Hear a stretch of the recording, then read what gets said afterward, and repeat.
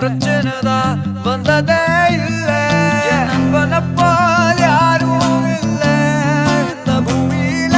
என் நட்புக்கு தான் ஈடே இல்ல இந்த பூமியில. ஜாதியில பேதம் இல்ல நட்புக்குள்ள. என் நண்பன் இருக்கிற வரையில் எனக்கு கவலை இல்ல.